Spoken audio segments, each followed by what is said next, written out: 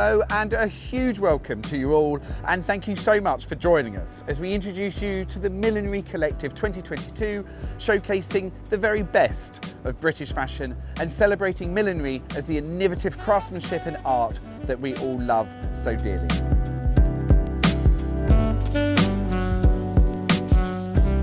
Royal Ascot is by far the most celebrated week of the year for millinery the world over, and along with, of course, the high fashion, hats have always been the much anticipated jewel in the crown for all our ladies in attendance to truly celebrate our unique Royal Ascot sense of occasion and delight us all in looks to remember. Let's go upstairs and have a look at some of these incredible looks for Millinery Collective 2022.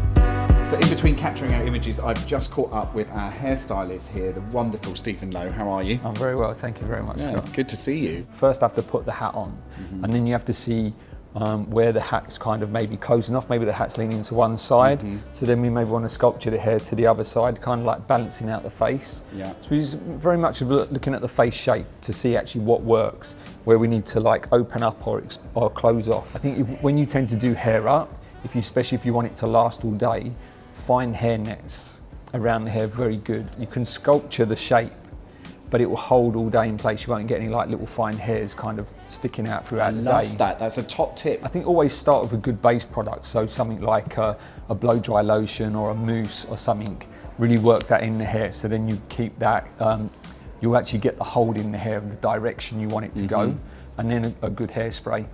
That, you know, I think that's the key.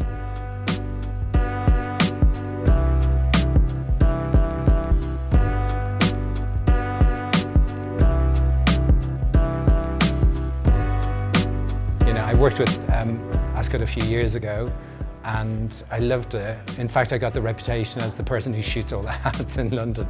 People would come up to me and say, "Oh, you're the hat guy." I'm like, "Oh, okay." What I'm looking for in the picture is something that feels real, like a genuine moment. I try and make them comfortable in it so that they emerge as a person, a character, that somebody you recognize, and so the hat becomes part of their identity. And then it feels more real and it resonates better more clearly with the audience. I like everybody on set to feel part of the process, because if they don't give their best. So if you want the best out of someone, you have to explain what it is you're looking for. If you don't explain the destination, it's very hard to get there. How would they know? You know, and I like everybody to look at the picture and to see what it is that's working and what's not working, or where we're going, and if it's really successful immediately, it also gives everybody a bit, a burst of enthusiasm and kind of excitement for the process that we're in. I mean, for me, photography is an art form. I'm old school, and I love to create images that are iconic and timeless, and that will actually, people will look back at and remember and want to reference. That's a dialogue, and you're having a conversation with that thing, and it's probably saying, pick me up, wear me, because there's something about me in you. I love a brave hat, quite honestly. I mean, there's no point. If you're gonna wear a hat, wear a good hat. I think post kind of pandemic is definitely this sense of like euphoria and this sort of real like making it matter and this sense of celebration, because we can be with each other again, and Ascot is the perfect environment for that.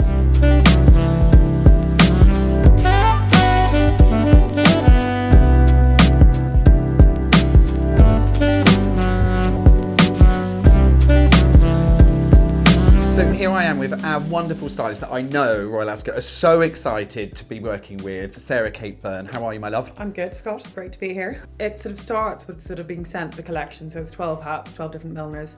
Most of whom I've worked with before. They all have quite idiosyncratic styles, which is always, you have an eye. I've got my eye in already. And then we did a sort of a recce in Fenwick, and went around as a group. But I am quite decisive. I'll see a colour or a sort of a silhouette and think that's with that. We've got 3 looks left to shoot here, and it's sort of a mixture of different sort of very neutrals and then completely over the top basket. With a hat, you want to try it on beforehand. Travelling in a car, You know, if you've got a very big hat, you might want to consider getting the train, because otherwise you're going to have a crick in your neck by the time you get there. Good hair and a good hairstylist.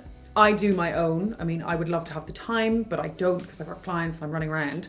But think about how you're going to style it up. You know, you do tend to, if the hat goes this way, style the hair that.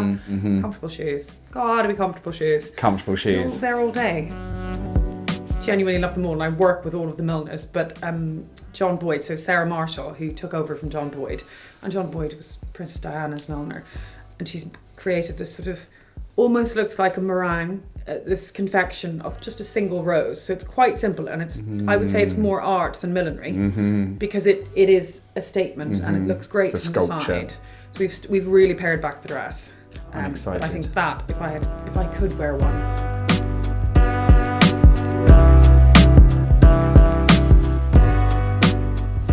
I'd always start with a good primer. Yeah. I use this NARS Pro Prime today, which has this, it kind of sets on the skin, which creates traction so that the product that you put on top of it doesn't slide around. Right. But yeah, and the other thing I've used, which is another primer, but a radiance primer. So instead of having just a highlighter on the cheekbones, I'm actually using a primer version of a highlighter by Laura Mercier, and it's a brilliant product.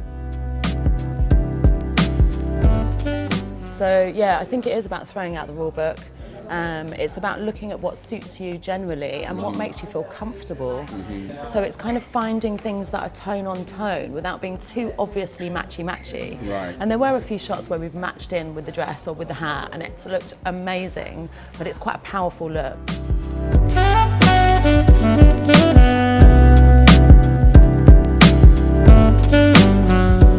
So out of all of the 12 hats that you've had today, what has been your absolute favourite? I think the black one with the little stones is super sexy and different from the other ones, and I think have something different, and I really like it. We've been so enjoying the sort of transformation of you, all these different 12 looks that we've seen today, and I think just because this sort of a wonderful heritage that you have in the Brazilian with the Italian and the Japanese. This look is very Asian in my opinion, and it's nice to have different ways to look at me, and I think it's super nice. Expressive and individual millinery remains the crowning accessory for the royal meeting, and Royal Ascot are again sending a loud message. Be experimental, find a hat that truly speaks to you, and above all else, have fun on the search.